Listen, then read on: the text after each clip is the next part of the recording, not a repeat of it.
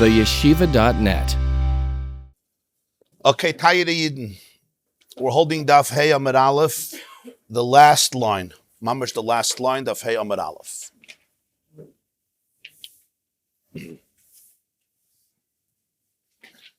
The Mishnah discussed the difference between Megillah and other situations in the calendar, whereby the Megillah, if you can't do it on Shabbos, you shift it to a day earlier.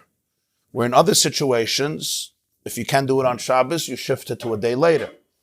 One of the examples was Tisha B'Av. If Tisha B'Av is on Shabbos, we don't fast on Friday or Thursday. We fast on Sunday, which is Yud Av. As the Gemarah says, since it's a calamity, we don't want to bring it on earlier, we bring it on later. Agdume, puranasa loy mikadminon. We don't try to bring it on earlier. So the Gemarah now tells a story. Omar Rebbe Lozo said, Omar Reb Chanina. In the name of Reb Chanina, Rabbi Notan Netiya B'Purim. Rebbe is Rabbi Yehuda Hanasi. He's called Rebbe, which means my teacher, our teacher, Rabbeinu HaKadosh, the editor of the Mishnah. He lived approximately in the year 200 after the Common Era, which means 150, 200 after the Common Era, which means he lived 1 century after the Churban Bayis Sheni, approximately. Rebbe planted a netiyah. Aaron, how do they translate not a netiyah? He planted a shoot on Purim, on the day of Purim. You know what else he did? He bathed in the marketplace of Tzipori, of the city of Tzipori, Eretz Yisrael, on the day of the 17th of Tammuz. You know what else he did? Ubikesh laker Tisha B'Av. And he seeked to uproot Tisha B'Av. But in this last detail, the Chachamim did not concede to what he tried to do. 3 things. He planted a shoot on Purim. He bathed publicly, thank you, on Shevat b'Tammuz, and he wanted to uproot Tisha B'Av. Wow. He wanted to get rid of Tisha B'Av. Now, what does this mean? The Gemarah here is so brief. So brief. Rashi says, Loi hoidu loi, the Chachamim didn't agree, but Tisha B'Av. The other 2 they didn't have a problem with. Tisha B'Av was the thing. So we all know that the Nevi'im, the prophets, instituted 4 fasts, 4 public fasts in the Jewish calendar, due to the calamities that befell the Jewish people during those days.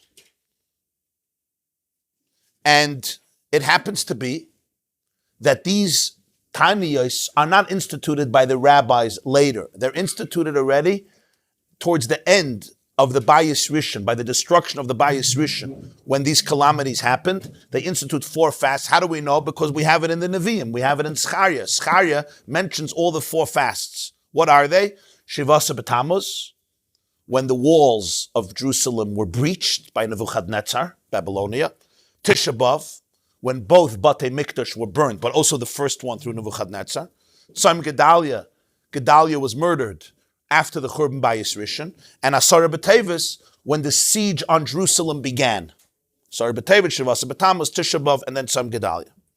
Tisha B'Av, we know, we don't only not eat and drink, we also don't bathe. We don't anoint ourselves with oil, we don't wear shoes, and we don't engage in physical relationships. Tashmish Hamita. It's like Yom Kippur. It has the prohibitions of Yom Kippur, plus the fast starts a night before. The other 3 fasts, Shevat b'Tammuz, and Tzom Gedalia, and Asar B'Tevis, don't have these extra decrees. You could eat at night, the night before you can eat, and of course, you can do the other things. You could wear shoes, etc. So this is one way of understanding why Rebbe bathed on Shevat b'Tammuz. We can also bathe on Shevat b'Tammuz, right? That's what Tosfos says. The first Tosfos, Rachatz b'Kroina shel Tzipori, says Lav Davka b'Kroina.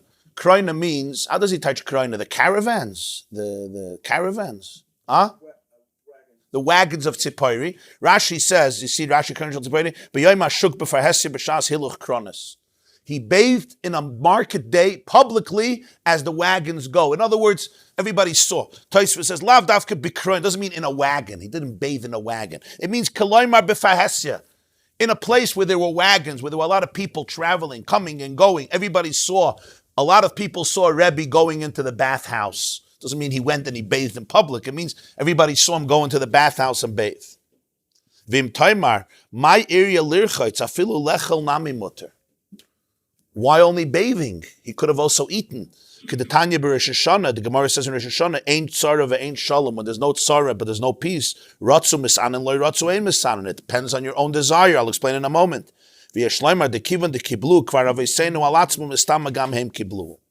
Because our forefathers accepted it, so probably Rebbe also accepted it, so he only allowed himself to bathe.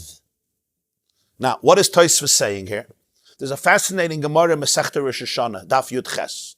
And this is a fundamental idea that we have to understand. The Gemarah proves from the Psukim about the fast days that the Pasuk calls it a tzaim, he calls it a fast day. He also says it's going to be a day of joy. And he says both about the days of fast. That it's a day of fast and a day of joy. So the Gemarah says as follows. In a time of calamity, when the Churban started, when the Churban happened, the Jews had to fast on those days. Okay. Then, when the calamities were gone and the Beis HaMikdash was rebuilt and there was complete peace, then the fasts are bottled. Like it says, when Mashiach comes, the fasts are going to be bottled. They're going to be sasan and simcha l'ma'adim taiva. But that was also in the past. But then the Gemarah says, Ein tzara ve'ein shalom. In a time when these tzaras are not happening, but it's also not a time of complete peace. It's up to your desire. If they want, they fast. If they don't want, they don't fast. So therefore, these 4 fasts, okay, or maybe 3 fasts, we'll see in a minute, but let's say some of these fasts were up to the desire of the person. So he says, so Rebbe could have eaten also. He says, no, but probably Rebbe accepted it already upon himself in previous generations, but bathing is not a problem on Shivasa B'Tammuz. What about Tisha B'Av? He wanted to uproot Tisha B'Av? So Tosfos says, he really didn't want Tisha B'Av. If you eat and drink on Tisha B'Av, you don't see the Nechama Yerushalayim.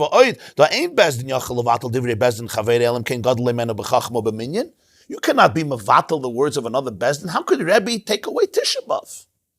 Rebbe wanted Tisha B'Av should have the same leniencies like other fasts. You can eat at night, you can bathe, you can put on your shoes, you can have Tash B'Shamit. Or he wanted to change the date. It should be Yud. The Gemarah says in Tainis Chavtes, Rabbi Yochanan said, if I would have been in that generation, I would have made Tisha B'Av on the 10th. You know why? Because the Beis HaMikdash started to burn Tisha B'Av in the evening, late afternoon, evening. So the Beis HaMikdash was really burning the night of 10 and the day of 10. Rabbi Yochanan said it's a mistake to do it on Tisha B'Av. You should do it Asiri B'Av. Lahalach, it's Tisha B'Av. So maybe that's what Rebbe meant. He wanted to uproot the day, or he wanted to uproot some of the stringencies. If he can't change, how can he change these things? That's what you're asking. Okay, so Shivasa B'Tammuz, Tosfos says he was allowed to eat. He was allowed to eat because it was only a voluntary fast. But Tosfos says that our fathers accepted upon themselves to fast in all the fast. In other words, they voluntarily chose to fast, like we do. So Rebbe also had that tradition, so therefore he fasted. But bathing wasn't a problem. What about Tisha B'Av? So he says that what? He wanted it to be like the other fast that the Nevi'im did. Apparently, we have to say that Rebbe held that the original institution of Tisha B'Av only included eating and drinking, not the other stringencies. That's what it seems like. So he wanted to go back there, or he wanted to change the day.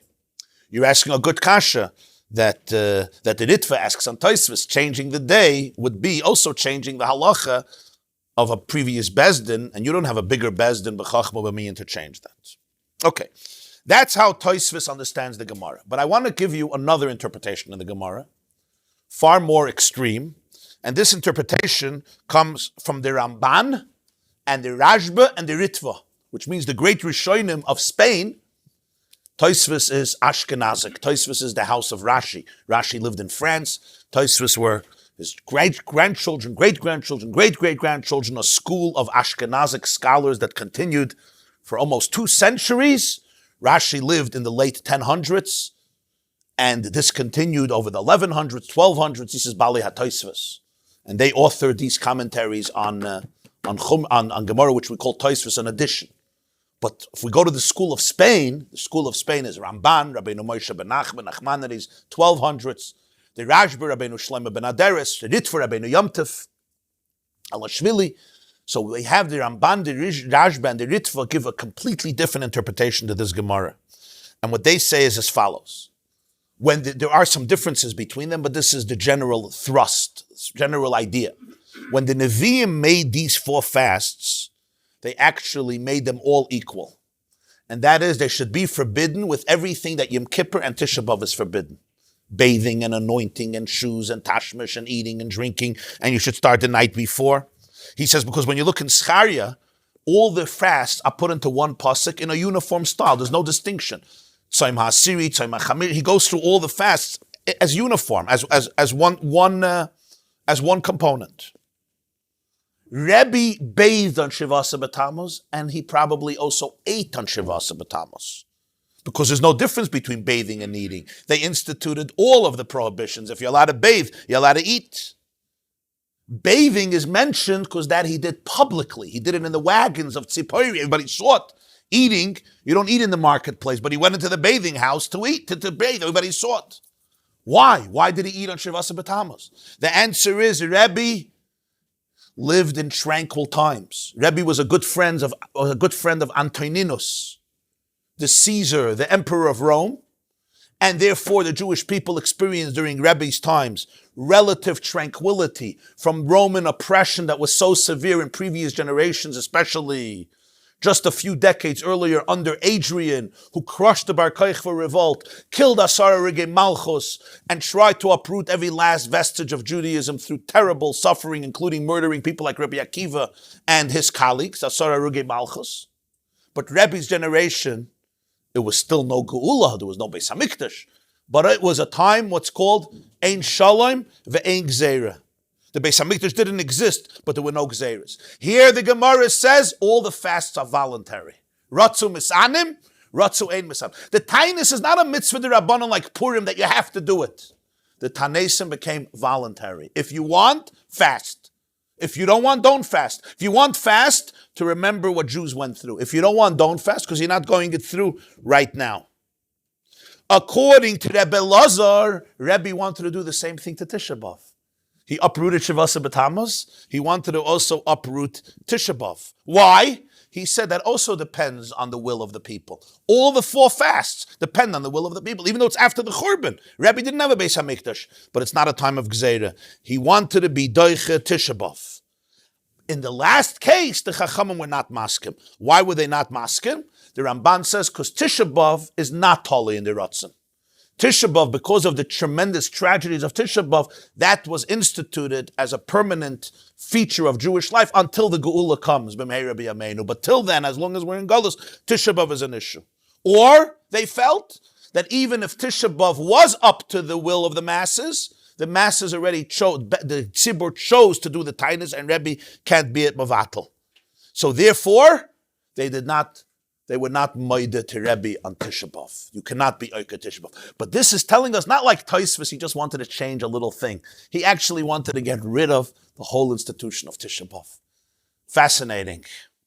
And we understand, it's brought in Svarim, I think the Bnei Yissaschar brings in Igrid the Pirka, Rabbi Yehuda Hanassi was the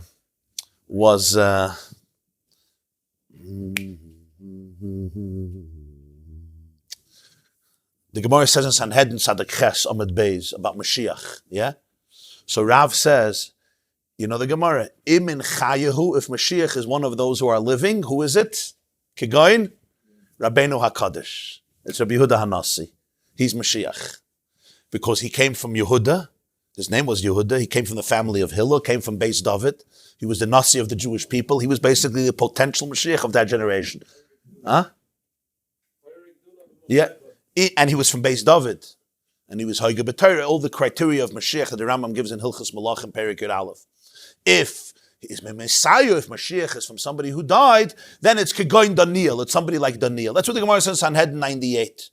So this is a Gavaldik, that Rebbe, his whole inyan was, he didn't want a Tisha B'Av. Rebbe wanted Geula.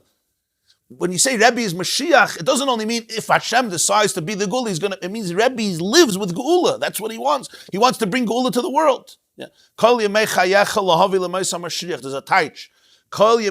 All the days of your life should be lahavi l'maisa Mashiach, to bring Mashiach. So Mele Rebbe doesn't want Tisha B'Av anymore. He wants to be Oike Tisha B'Av. On this, the Chacham were not made. Now, let's talk for a moment halacha l'maisa.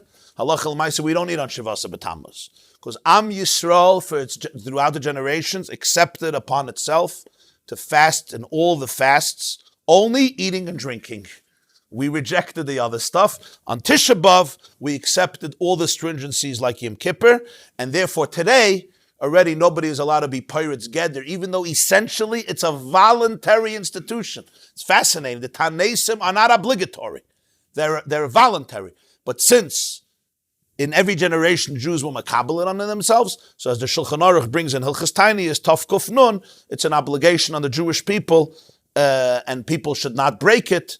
And as the expression in the Maggid Mishnah is, and quoted in the Beis Yosef and Hilchos Tainis, Ache Yibona Beis Hamikdash, till the Beis Hamikdash is built, when there's going to be the fasts will be transformed into Simcha. Yeah, for himself. For himself he bathed, yeah. Right, yeah. The last one is he wanted to be Oiker. He wanted to get rid of Tisha B'Av. Omar lefon of Reb Abba Bazavda. This Rebbe Lazar taught. So Rebbe Abba, the son of Zavda, said in front of Rebbe Lazar, sorry, Rebbe, loy kacha yahamaisa. That's not true. That's not what happened. Like you say in Yiddish, as amaisa is nish given, it never happened. Ela Tisha B'Av shechali is b'Shabbos hava. Different story. It was Tisha B'Av that fell out on Shabbos. Udchinu lachar Shabbos. We postponed it till after Shabbos, like our Mishnah said. V'amar Rebbe said, Hayil v'nidche yidache. Rebbe said, this year, since it was pushed off already, let it be pushed off completely. Hayil v'nidche yidache. Let it be uprooted completely. V'loi hoidu chachamim. The chachamim did not concede. That's what happened. In other words, Rebbe wanted to uproot Tisha B'Av nidche, not Tisha B'Av. A regular Tisha B'Av, he agreed. But when Tisha B'Av is anyway being cancelled, Rebbe said, just forget about it. It's already nidche. It's already not the same tightness. Let it be nidche. That's what happened. Huh? You like? Yeah. Huh? Al pi pnimiyus, when Tisha B'Av is on Shabbos, you eat, you drink. It says in Shulchan Aruch, oichel v'shoyse kesudas shloime b'shaita. Right? You can have as much meat and wine as you want, like Shloime had by his great meals when the Beis Hamikdash was built. There were tens of thousands of animals slaughtered. That's how much you can eat. In other words, it's a complete simcha. You're right. Tosfos' second shot is that he wanted to turn it from 9 to 10. Right? And what does Rabbi Abba tell him, Rabbi Abba Zavda? Actually, that it was going from 9 to 10, and he just wanted to cancel it for that year. Right? According to the correction that Rabbi Abba made, the second shot of Tosfos is difficult to understand. It's a very good order. Because it means like Rabbi Lazar made like a serious mistake, like the other extreme. But look what happened. Look what happened now. Fascinating thing. You tell a story, and somebody tells you, by the way, this never happened. Don't say he tried to uproot Tisha B'Av. It was 1 year when Tisha was supposed to be Sunday, and he said, let's cancel it. What did Rebbe Lezer say? Kari aleh, when Rebbe Lezer heard this, because he said it in front of him, it says Lefanov. When he heard this, he said on Rebbe Abba, the pasuk, Toivim hashnayim mina echad. It's always better to have two than one. And here we have to remember the next pasuk. The next pasuk says, this is a pasuk in Koheles, Ecclesiastes chapter 4. The next pasuk says, Ki im yipoilu ha'echad yakim es chaveiroi, vilu ha'echad sheyipol ve'en sheni lahakimoi. It's always good to have two than one. Let's say you're going hiking, yeah? Because if one falls, there's somebody else to pick him up. But if you're going yourself and you fall, there's nobody to pick you up. So Rebbe Elazar said, I made a mistake. Baruch Hashem, there's somebody, when I make a mistake, to pick me up and tell me, no, you got it wrong. Like Rashi says, Toivim Hashnayim, Ilu loy shamati. If I wouldn't heard what you said, ha'yisi toye bedavar, achshav toivli shalimadetani ha'emes. I'm so happy that you taught me truth. You see, very often, if I tell a story and you'll say, no, you got it wrong, what happens? People get defensive, they get upset, they get angry. It creates a trigger. It triggers your own insecurities. So you have to become defensive. But when you're a real wholesome person, then what do? You say thank you, because without you I would have lived in error. And I'm so happy, Shalimadetani ha'emes. You put me on the track of truth, that I completely misunderstood or misheard what happened by Rebbe. That's what he said. Kari alei toivim ashnayim echad. Frag the Gemarah, v'Rebbe heichi noten atiyah bePurim. How can Rebbe plant a shoot on Purim? Hatani Rabbi Yosef taught that it says in the Megillah that the Jewish people celebrated Purim as a simcha umishta v'yomtiv. They accepted it as a day of joy, as a day of feasting, and a day of yomtiv. So we learn from this, simcha malamet shasarim behesped. Purim is forbidden for eulogies. Mishta malamet Purim asa b'tainis. Mishta teaches me you're not allowed to fast on Purim. Yomtiv malamet asa b'asiyas malacha. It's a yomtiv, like Pesach, like Shavuos, like Sukkot, like Rosh Hashanah, like Yom Kippur. You're not allowed to do malacha. Planting is one of the malachas. How can Rebbe plant a shoot on Purim? Ella, you have to say Rebbe bar Arbiser Hava. Rebbe was a man of 14. What does it mean? Rebbe was in a city where they did Purim on the 14th. V'chinata b'chamisar nata. He planted it on the day 15. It doesn't mean he planted it on Purim 14. He planted it on Purim 15. Because for him it wasn't Purim anymore. It was the day after Purim. It was Shushan Purim. Frag the Gemarah, Eini, that's not true. Rebbe b'Tverya Hava. Rebbe lived in the city of Tveria, Tiberias. Utverya mukefes Chaim Monsey Yisro bin Nun avoi. And Tveria is a city that was fortified from the days of Yeshua bin Nun, meaning Rebbe was a Jew who celebrated Purim on the 15th of Adar. How could you say he planted if it's Asar b'Malacha? Ella, the Gemarah says, sorry, the opposite. Rebbe bar Chamisar Hava. Rebbe was a man of 15. Chamisar is Chamisar, 15. In other words, he celebrated Purim on Tesvav. V'chinata bar Bisar Hava. He planted the shoot on the 14th. By him it wasn't Purim, he could do Malacha. Frag the Gemarah, wait. You are certain that Tveria had a wall from the days of Yeshua ben Nun, and therefore you celebrate Purim on Tesvav?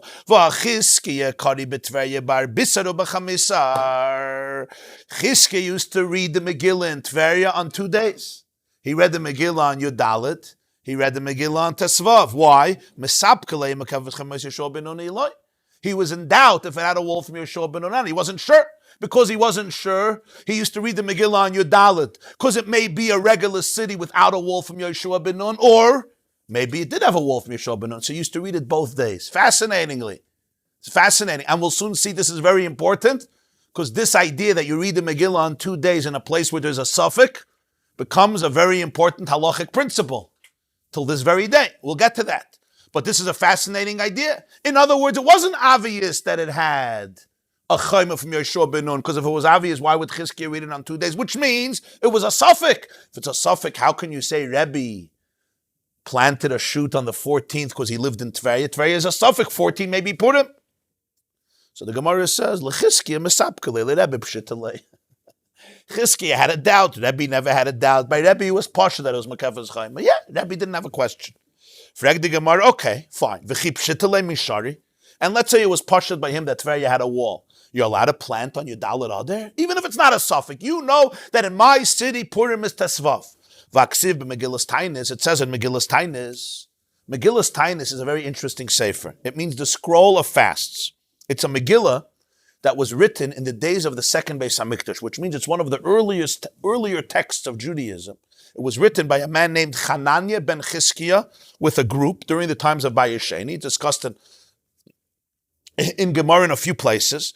And Megillah's Tainus is a list of dates when great, beautiful events and miracles happened to the Jewish people during Bayis Sheni, and many of them were established as Yomim Tovim. Some of them, they said you're not allowed to fast, but you're allowed to make a eulogy. In some of them, there was even a bigger simcha. You're not allowed to make even eulogies. In other words, not only are you not allowed to fast, you're not allowed to even eulogize. After Churban Bayis Sheni, Megillah's Tainus was Batla, meaning all the Yom Tovim Megillah's Tainus are not celebrated anymore besides two. Chanukah and Purim. There's only two that remain. There's a bunch of dates. It's around like 36 dates, I think. In the 30s, around 36 dates. Most Jews don't even know it, right? Like in middle of Nisan. In Nisan, there's a holiday because they defeated the Tzedukim when it came to the Carbon Tamid. There was a big debate. Like these different types of holidays in the middle of Bayis Sheni that were canceled out after Churban Bayis Sheni. Besides two, Chanukah and Purim. That's called Megillah's Tainus. Okay. So he says, Megillah's Tainus says, Yom Arba'asa v'Yom Chamishasa Yom Puraya Inun the Leila Misped behind. Quote from Megillah's Tainus. 14th and 15th of Adar are the days of Purim. You're not allowed to do a hesped on these days, and of course you're not allowed to fast on these days. Here's now the question. Why does the Megillah's Tainus have to tell me that on the 2 days of Purim, you're not allowed to fast and you're not allowed to eulogize? It's a pasuk in the Megillah. It's in Torah Shebeksav. I don't need Megillah's Tainus. It doesn't say anywhere in Megillah's Tainus, oh, Yom Kippur, you're not allowed to do malacha. Pesach, you're not allowed to eat chametz. It's a pasuk in Chumash. Purim says in the Megillah that it's a day of simcha and a day of mishta. That means no tanesim, no eulogies, and no fasting. Mishta and simcha. For Amar Rava said, Loi nitzracha. You know why you need Megillah's Tainus? To prohibit Tainus and Hesped for a Ben Yudalid also on Tesvav, and to prohibit fasting and eulogy for a Ben Tesvav also on Yudalid. Meaning, even though I'm living in an open city where my Purim is Yudalid, Shusham Purim, I'm still not allowed to fast. And even if you're living in Yerushalayim and you're celebrating Purim on Tesvav, Yudalid, you're also not allowed to fast. That's what the Megillah's Tainus is telling me. That both of these days are days of Purim, that nobody is allowed to fast, even if you live in another type of city where you're celebrating only one day. If so, how can Rebbe plant a shoot on Yudalid Adar, even if he was in Tveria? And Tveria you celebrate 15. But as we learn here from Megillah's Tainus, on Yudalid there's also a shtickle Purim. The Gemarah says, nah. The Megillah's Tainus doesn't speak about malacha. Hanem mili behesped b'tainus, aval malacha yom echad v'sulai. When it comes to eulogies and it comes to fasting, both days are included in Purim, even if you're living in one of the types of cities. It comes to malacha, the Isser malacha was only for 1 day. What do we mean only for 1 day? If you're in your Dalit of Tesvav. Rebbe was in Tveria, Tesvav he can't work. Your Dalit he could work. So therefore, Rebbe could plant a shoot on Purim. Okay. Frag the Gemarah, Eini, that's not true. I'll prove it to you that the Isser of Malacha is not on 1 day, but both days. V'harav, chazilahu gavred avakashadi kitne bepuraya. Rav observed that there was a certain person who was planting kitana. Kitana is cotton, yeah? Flax. The word kitana in Aramaic is like the word cotton. He was planting cotton, kitana. He was planting flax on Purim. Velatye. And Rebbe cursed. He cursed this act. He cursed this person's act for loit samach kitane, and the flax never grew. No, you see, he was doing malacha. So the Gemarah says, hasam bar yomahav. It's not the same. The man was planting on his day of Purim, whether you dalit or tesvav. Rebbe wasn't planting the shoot on his day of Purim. He was doing it on another day. He was doing it on Yedalit. You're confusing two stories. So therefore, we settled why Rebbe could plant a shoot on Purim, because for him it was not Purim, he lived in Tveria, and this was Yudalit, and he was not Asab Malach. Rabbi Barei de Rava Amar, Rabbi the son of Rava says, no, you got it wrong. Afilu teime b'yoyme. It's possible that Rebbe planted a tree or a shoot on the day of his Purim, b'yoyme, on his day. Hesped v'tainis kiblu alayu, melacha loy kabilu alayu. The Jewish people accepted upon themselves, the Jews living in that generation of Purim accepted upon themselves not to do eulogies and not to fast on Purim. They never accepted upon themselves not to do malacha. And here Rebbe teaches us a fascinating teaching, and I want to share it with you from the Megillah because it's really amazing how this works. When you open a Megillah, you know what, you have Chumashim, you have a Megillah. You mind opening it? If you have the Chumash, it's page 660. Page 660, and you'll see again how the Chazal read the psukim of the Megillah. You have the blue Chumashim. Can you bring it up? Oh, thank you, Rebbe Moshe. Thank you. So basically, turn to page 660, Perik Tes, Pasuk Yutes. Page 660 in the blue Chumashim of the Megillah. Perik Tes, Pasuk Yutes. Now you have to see how this Pasuk is written. Okay? I'm reading the Pasuk. You see? Megillah says to Perik Tes, Pasuk Yutes. Let's read. Al Kain Yehudim Aprazim Ayoshim Bari Aprazis Oisim Es Yom Arba'asar L'Chodesh Adar Simcha Mishta Yamtif Mishleich Manas Ishlereyu. The Jews living in open cities make the 14th day a day of joy, okay, a day of feasting. So we don't fast, we don't do eulogies, and a Yamtif and Mishleich Manas. Beautiful. Now, look at the next pasuk. Mordechai writes down all these words. He sends letters to all the countries. Pasuk Chaf Aleph, he wants them to celebrate 2 days. Yarbas and Chodesh Adar. Now look at Chaf Beis. Kayamim asher nocha b'mayudim me'yaveim v'achodesh ashnepach l'mayagim l'simcha u'me'yevel l'yamtiv. He wants them to celebrate every year those days, just like the original days when they rested and the original month that was transformed from Evel l'yamtiv. Lasas oisam. He wants them to make these days Yemei Mishta Simcha Mishloach Manas Ishlereyu u'matanas le'avyonim. What's strange about Yutes and Chav Beis? Almost the same thing. One was deleted and something else was added. What was deleted? In Yutes, they accepted to do what? They're making arbasar. What are they doing? Simcha umishta, v'yamtif, and mishlayach manas. Pasuk Chav Beis, lasas oisam, mishta, simcha, shalach manas, matanas le'avyonim. Where's yamtif?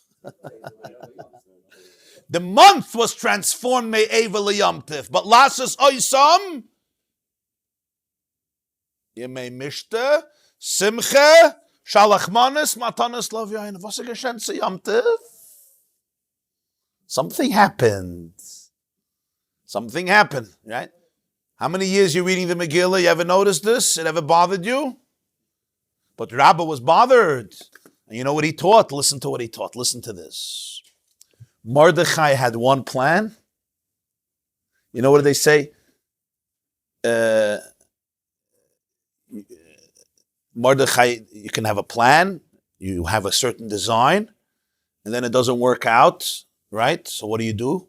You could quit, you can get upset, or there's option B. It's called improvising. Something had to be improvised. What happened? So he says like this. Meikariksiv simcha mishta yamtif. What's yamtif? We know what yamtif is. Yamtif by us is a day that we don't do malacha. The lamites malachas of Shabbos we don't do. Okay, yamtif, you could cook, you could do other malachas for eichel nefesh. But I can't plant trees on yamtif. I can't plow on yamtif. I can't ride on yamtif. I can make a fire for eichel nefesh. That's true, midayraisa. But besides eichel nefesh, you don't do malacha on yamtif. Ula b'soif at the end, when Mordechai sends out the letters, and here it's talking about the actual accepting of it. Ksiv lasasayis mimeshta v'simcha v'ilu yamtif loy ksiv. Yamtif is deleted. What happened was the Jews did not accept Isser Malacha on Purim. Originally, Mordechai planned it. He wanted it. Like he says, the Yehudim HaPrazim, they make Arba Asar Simcha Mishta Yamtif.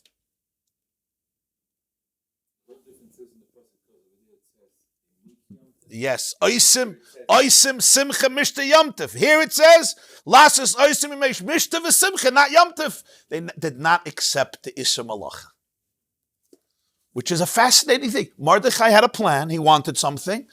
Sorry, this is not going to work. The Jews didn't accept it. They didn't accept it. You can't do it. We have a concept. Bezdin makes a gzeira, ein roiv hatzibur yechalim lamed bo. If the tzibur doesn't accept it, if it doesn't get entrenched, it's not a gzeira, it doesn't work. This never worked. Malacha never worked. And here I'm going to tell you a gewaldige word from Rabbi Yonis and Eipshitz in Yaris Dvash. He says that's why Matanis, what happened with Matanis Levyonim? The Gemarah doesn't say that. First time there's no Matanis Levyonim, you see? Second time Matanis Levyonim. Why? He says Pashat. By Yom Tov there's a halacha that you have to have achnosas archim. The Rambam says whoever feeds themselves on Yom Tov, me, my wife, my kids, and I don't feed poor people, he says it's not simchas Yom Tov, it's simchas kreis, it's simcha of your stomach, not the simcha of Yom Tov. By a Jew, Yom Tov is a mitzvah achnosas archim, you feed poor people. He says when Purim was a Yom Tov, there was no issue of matanis levyonim. Everybody's going to feed the poor. When Purim is not a Yom Tov, oh, now we need matanis levyonim. Dav geben stake. Rabbi Yonis Eipshitz says in Yaris Dvash, that's why he put him matanas levyonim. Git? It's not a Yom Tif. Don't forget the poor, don't forget the needy. So that's what happens. B'meila Rabbi says, there was no problem of planting a shoot on Purim. You're allowed to do malacha on Purim. The first premise was you're not allowed to. The second premise, Rabbi says, you're allowed to do malacha on Purim. It's not a problem. You're allowed to plant. So Gemara says, Ve'ela Rav, my time so why did Rav curse the guy who was planting flax? I don't understand. So Rav apparently did have a problem with it. He says, no, different. This is a case, sometimes something is permitted, but there's a certain place where they develop a certain minhag. And when you are defying that, it's wrong. In other words, in a place where they practice an Yisro of malacha, you're not supposed to, mock at it and just dismiss it as nothing and just go to the field as a regular day. And therefore, in the place of Rav, they had a minhag not to do malacha on Purim. When they have such a minhag, Rav got very upset at the person who was mocking it, who was defying it. In the region of Rebbe, this was never a minhag not to do malacha. So it was no problem for Rebbe himself to plant a shoot on Purim.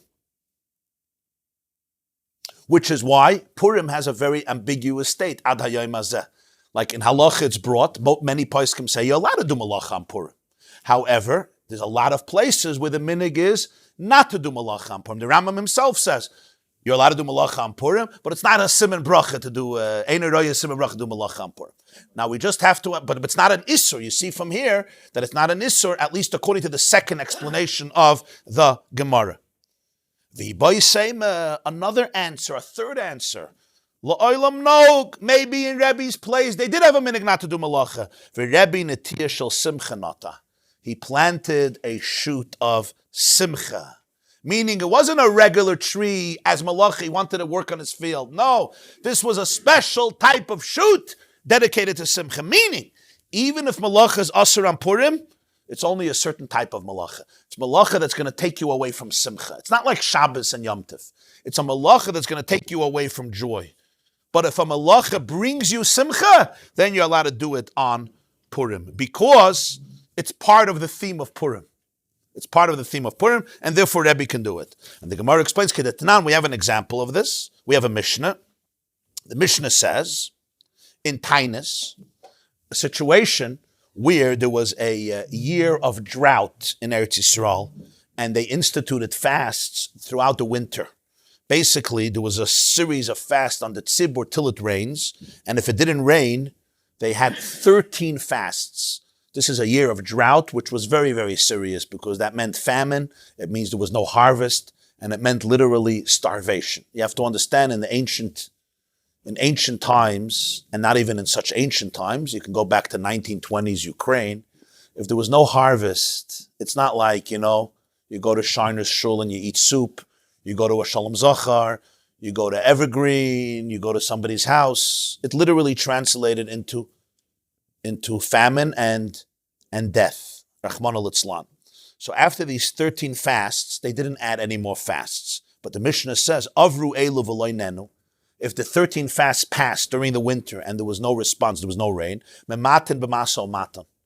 They would minimize business, bebinyan, construction, netiyah, planting, erusin nisuyin. Erusin is marriages, betrothals, and nisuyin is full marriages, when they would have a chuppah and a meal. Erisin today in Hebrew, they make a very bad error. They write Erisin on an engagement. Erisin is not engagement. Erisin is betrothal, marriage. And Nisuyin is the full suda of the marriage. V'tana Allah, the Mishnah says, binyan shel simcha. It doesn't mean they didn't do construction at all. A person has to build, you have to build. It means a construction for joy. Unetiya shel simcha. Ezo binyan shel simcha. Zehaboyna beis chasnos lebnoi. People had a minhag that when they would marry off their first son, they would build a special home with a special chuppah where he would get married and he would live there with his new wife from the tremendous simcha and love. Ezo netiya shel simcha. Zehaneteya avurniki shel malachim. They would plant a tree which was very broad, very wide, so the shade, it cast a very beautiful and splendid shade, and they would take the branches, big branches, and they would have them draped over sticks or beams or ropes. Yeah, and they would sit there, and it was the derech of kings and aristocrats. They would plant such a tree, and during the summer and the spring, they would eat there. They would fabreng there. They would enjoy life over there. That's called netiya shel simcha. That's the concept that Rebbe wasn't just planting a shoot; he was planting a netiya shel simcha. And we see from this Mishnah that there's such a concept. We're not just inventing this concept. That when you says that after these fasts in a drought year you don't plant, it doesn't mean no plants. It means no netiya shel simcha. It's good to plant things that you're going to eat. You need food. Netiya shel simcha, bayis shel simcha. And maso matan, also Tosfos says, doesn't mean regular business. People need to live. Maso matan of simcha, like a binyan shel simcha, because if it doesn't mean any maso matan, he says, there's no maso matan like real estate. The biggest maso matan is binyan, building. So when he says there's no binyan shel simcha, obviously, and a regular binyan is the maso matan. So that means even maso matan, only a business of simcha. That's what Tosfos makes clear in mematin, v'maso matan, it's only shel simcha. So therefore, we have three explanations. Explanation number one is Rebbe was in Tveria, it was the 15th, and he planted on the 14th. Explanation number two is there's no Isser Malacha on Purim, and Rebbe never, in his place, they never had the minhag. And explanation number three is the Rebbe did have the minhag not to do Malacha on Purim, but nonetheless he planted the shoot. Why? Because it was a shoot of Simcha. And based on this Gemarah, in Hilchos Purim, Chaim Siman Tafresh Tzadik Vav, the Shulchan Aruch tells us that you're allowed to do malacha on Purim, besides in a place where the minhag is not to do malacha. And if you do malacha in a place where the minhag is not to do malacha, you don't see a siman bracha from that malacha, because we see Rav cursed the behavior, and indeed the flax did not grow. The Ramah does add in Hilchos Purim that in these days, in every place, they do have the minhag to try to stay away from malacha on Purim. But again, this does not include malachas l'tzoyrech Purim. Of course, you'll have to cook any malacha that's for the need of Purim. For example, driving around your children to deliver shalach manas, getting into a car is a malacha. Right? But it's a malacha l'tzoyrech Purim or malachas of simcha, anything that doesn't take away your mind from simchas Purim. It's part of simchas Purim, like driving around the streets. It's part of simchas Purim. So then it's not a malacha that is forbidden on Purim, even in a place where they have a minhag not to do malacha. And within Shulchan Aruch, the Mefarshim discuss at length, Mishnah Brura, what are the malachas that are forbidden on Purim? Again, not essentially, but in places where they have that minhag, which the Ramah extended to the Ashkenazic communities, as he says, b'chol makom. In Borough Park, I don't know if it's Simchas Purim. A few years ago, there was a big snow on Purim. You remember? It was our first year here. It was a huge snow. It was a machaya, nobody in the streets. You could drive. It was a little dangerous, but it was very. I guess that's the minhag. Yeah. So the Gemarah says, we'll learn another 6 minutes. Gufa, we learned that Chizkiah kari b'Tveria bar Bisra b'chamisra. Chizkiah used to read the Megillah in Tveria on the 14th and on the 15th. Why? He had a suffix if it has a wall from the days of Yeshua ben Nun or not. So therefore, he read it on both days, which was a very interesting thing. He would read the Megillah twice. Not twice, I guess 4 times. Frag the Gemarah, 1 second. Did he really have a doubt about Tiberius, about Tveria? Vaksiv. There's a mamish apostle about this. Yehoshua, Joshua chapter 19. It speaks about the conquering and the conquest and the division of Eretz Yisrael. And it speaks there about the plots of land that were given to the tribe of Naphtali. And here are the words, Yeshua Yutes Pasuk Lamed Hey. Va'arei Miftzar. And cities that are fortified. Miftzar means cities that have fortresses. Hatzidim, place called Sidim, Tseir, Hamas, Rakas, V'chineres. 5 places, Sidim, Tsar, Hamas, Rakas, Chineres. The Chaim alone, we have a tradition, Rakas zu Tveria. Rakas is the same city like Tveria. So clearly Tveria was an Ir Miftzar. What's an Ir Miftzar? A city with a wall from the days of Yeshua ben Nun. This is talking about when they came into Eretz Yisrael. How can Chizkiah doubt this? What do you mean he has a doubt? You have a pasuk in Yeshua. You can't get a better city with a wall when it says in the Tanakh that Tveria has a wall because we have a tradition, Rakas is Tveria, near the Kinneret. So the Gemarah says, no. He knew about this pasuk. Don't worry. Hainu time of the Mesapkele, I'll tell you why. Fascinating. Mishum the Chad Gisa Shura de Yamahavas. One of the sides of Tiberias is the Kinneret River, the Kinneret Sea, the Yam Kinneret, the Kinneret Sea. Shura de Yamahava. One side, the wall is basically the sea.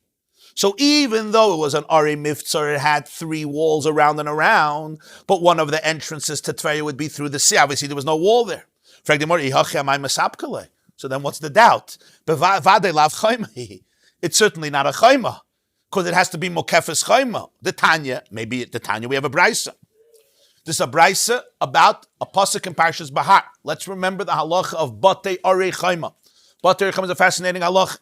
If I had a plot in Eretz Yisrael, my ancestral plot from my family, and I come on difficult times and I want to sell it.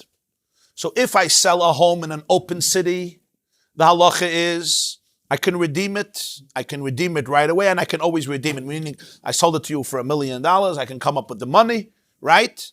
And you prorate it, and I give you back money, and you give me back the house at any point. What happens if it's Batei Arei Chayma? Batei Arei Chayma means I sell you a house in a fortified city. This the Torah really wanted to discourage. I could redeem it for 1 year afterwards. I can get the money, borrow the money, redeem it. But afterwards, if I don't redeem it, it remains yours forever. Because with other houses in an unwalled city, by Yovel, it's going to come back to me automatically. But this house becomes yours, litzmisus. Even by Yovel, it's not going to come back to me. So for this halacha, you have to know what's the definition of a walled city. So the pasuk says in Parshas Bahar, "V'kam habayis asher be'ir asher loy chayma." The city, the house in a city, asher loy chayma, which has a wall. It has a wall, loy chayma. So we learn from this, v'loy shur igar. The city has to have a chayma. It shouldn't be a situation where the roofs of the houses are the chayma. Meaning sometimes you have a city, it doesn't have a wall, but the city is surrounded by houses and each house is touching the other house. So the external, the outer, the exterior walls of the houses become a chayma. Because if you have a row of houses on all 4 sides and they're connected to each other, B'nai Brak, right? So the walls become a chayma. Does that work? No, because it says, become habayis asher bir asher loy chayma. In other words, it's separate from the bias. Shur igar means shur igar. Rashi says, what's v'loy shur igar? He says, gag metargemin and igar. In Aramaic, igra or igar is the roof. Shur is the chayma. Right? Banoi sada alei shur. They walked on the chayma. So shur igar, the chayma shouldn't be igar from the roof of the house. That's not the chayma. The roofs and the walls of the house. Rather, it has to have a separate chayma. That's one halacha. Next, the pasuk says, "Ubatei achatzedim asher ein lehem chayma saviv." The cities that have no chayma around. What do we learn from this? Prat l'Tveria sheyama chaymasa. Batei Arei Chayma have to have be cities that have a chayma all around. Excluding Tveria doesn't have a chayma all around because on one of the sides, the Kinneret Sea is the chayma. What do we see from here? that the hekef of the chayma, the fact that there's a sea surrounding part of the city, is not called a chayma. So why was Chizkiah in doubt? Taka, it was a fortified city by Yeshua ben Nun, but only from 3 sides, not the 4th. So the Gemarah says, Le'inyan batei arichayma loy mesapkele. Legabe batei arichayma in Parshas Bar, he didn't have a doubt about Tveria. It says clearly, you need a chayma saviv. Kika mesapkele le'inyan mikra Megillah. This is a question about Megillah. What's the question? My prozim or my mukafin? What's the definition? The Megillah says in the open cities they read on Yudalad. They celebrated Yudalad. In the walled cities, we explained, they celebrated Tesvav. My prozim and my mukafin, the ksiva legab mikra Megillah. How would you define it? You could define it in 2 separate ways. And here the Gemarah is going to discuss very briefly military strategy. Mishum dahani migli v'hanu loy migli. One way you could say it is, open cities are exposed. The enemy has a view, and sometimes even a bird's eye view, if he's elevated enough, but he has an open hisgalus, alma de hisgalia, hanu miglu, it's revealed, it's open, v'hani loy miglu. Really, the mukafim is not miglu, it's concealed, meaning he has no idea of what's happening in the city. There's no view. There's a fortress, a wall, maybe a very tall wall, but there's a wall, it blocks the view. V'hanami megalia, Tveria is open. Tveria is open. You have a clear view. You could see what's happening in the city. Accordingly, you could plan. You could strategize. You could see what's going on. You see the roads. You see the alleyways, right? If you come up close, you could see the different possible hideouts. There's his galus. So in that case, Tveria would be prozim. It's open. Because you can see from the sea. Exactly. You could see it. You could see from the sea. Huh? What? From the mountains you can see the You mean even if there's a chayma, you're saying you can go up on a tall mountain? Okay. Right. Tveria is the lower Galilee. Galil HaTachton, yeah. That's one way. Oidilma, maybe there's something else. That's not the idea. The idea is Mishum Dahani Mignu Vahani Loy Mignu. Prozim is not protected.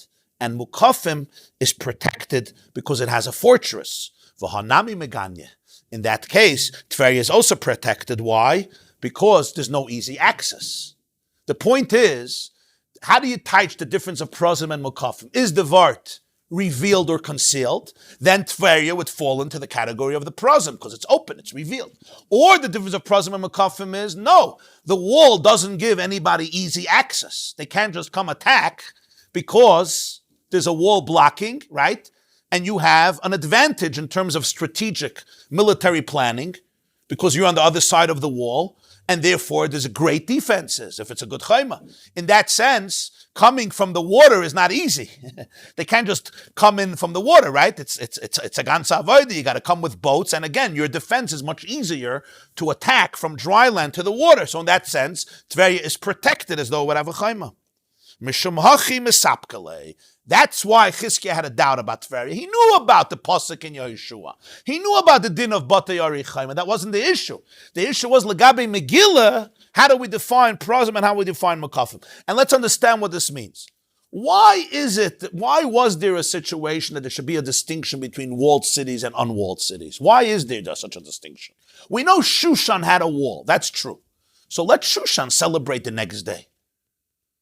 Why did the Jews in the open cities celebrate Yudalit and not the Jews in the walled cities? I'm not talking about Shushan. I'm talking about all the other walled cities. Why not? The answer to that is because they did not experience Purim the same way. As we learned from the Ramban in the beginning of the Masechta, you remember the Jews in the unwalled cities felt vulnerable. The Jews in the walled cities, they relied on it. They said it won't be so simple. So their grief and concern wasn't so powerful. Their intensity of concern wasn't so powerful, and their joy of Purim wasn't so powerful. The Yehudim HaProzim celebrated a real Purim, and therefore even when the Chachamim, that's where the Gemarah had a Hava Minna, that maybe Mukaf and Bechlal don't have Purim. And then the Gemarah says, well, they're not Klal Yisrael. But there was a Hava Minna, they didn't even have Purim maybe, because the Pasuk doesn't say, the Pasuk just says Prozim. But Mela, Mukafim, when they did do a Purim for Mukafim, they made it a separate day from the Jews of Prozim. That's, by the way, why we remember a few days ago we learned the Machlokes. How important is it that the Prozim and the Mukafim shouldn't be on the same day, right? Friday, that Yudalad and Tesvav, they shouldn't read together on the same day. They have to be separate days. What do you care if they're not separate days?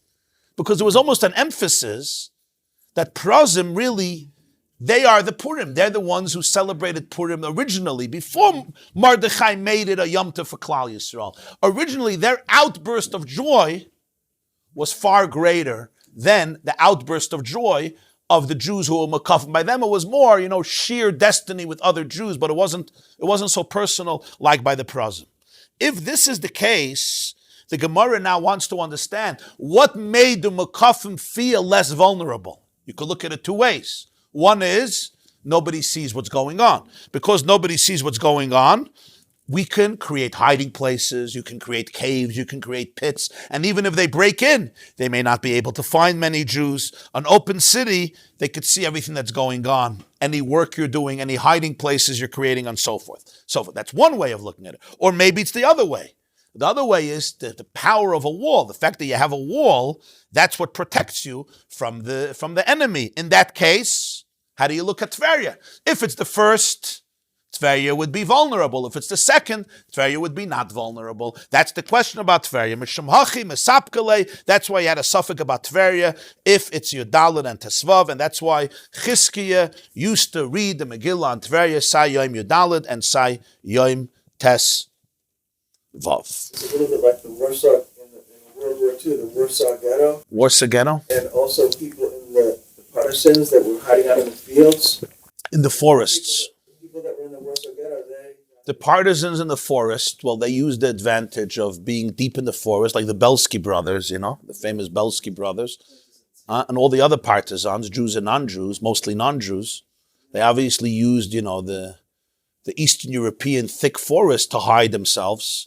Yeah, well, the difference, the partisans in the forest were out of sight. You couldn't see them easily, right? Especially they used to, by day they were careful, They would camouflage themselves. Yeah, how deep it is, how many people, and also they would come out nighttime because, and patrols would go nearby. And you could be bombed from airplanes. There were many partisans who were killed as well. Right. But if the Jews are going to fight back and there's a chayma, it gives a tremendous advantage in terms of a defense line till they break through the wall. Look at Mitzada. Look at what happened to Mitzada. 2 years, they withstood the Roman onslaught. Why? They were on a mountain, fortified, until the Romans managed to build such elevated platforms to be able to get to the Mitzada. But these are the defenses. Run to the fort. Okay, Sunday, Be'ezer Hashem, there'll be a shir, Bli Neder. We're just going to do an hour later, meaning 8 and 8:45. Okay? Shabbos, yeah. Huh? Yeah. A mountain with... Yeah. Switzerland has cities that's mountains. Right, mountains.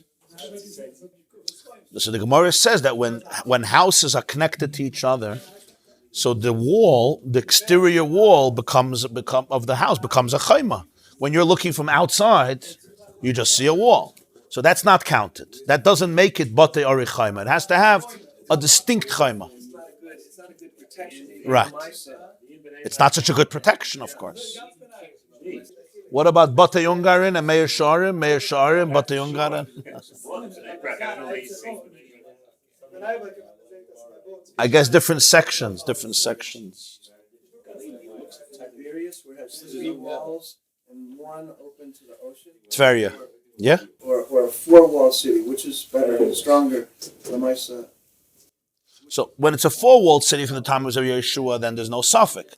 By Tveria, there was a suffix because one side has the Kinneret Sea. Tveria is surrounded by the Kinneret.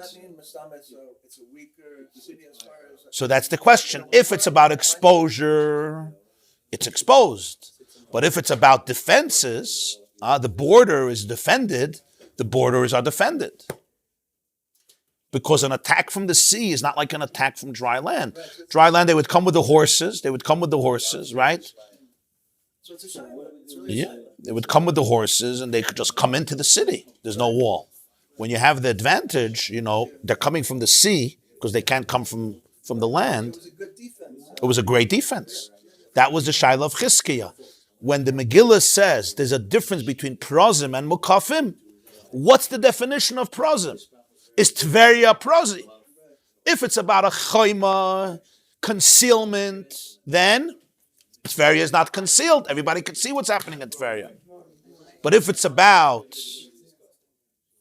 Hagana, he puts it, Hisgalus or Hagana. If it's about revelation or about protection. If it's about revelation, revealed, it's exposed. If it's about protection, there's a good defense, even with the Yam. That's the Shaila of Tveria. But Mela Misapkale. Yeah, Kinneret we see as a city. It's not the sea. The Gemarah is going to discuss that the next piece of Gemarah. What's Kinneret? What's the Kinneret? And why was it called Kinneret? This class is brought to you by theyeshiva.net. Please help us continue the classes. Make even a small contribution at www.theyeshiva.net/donate.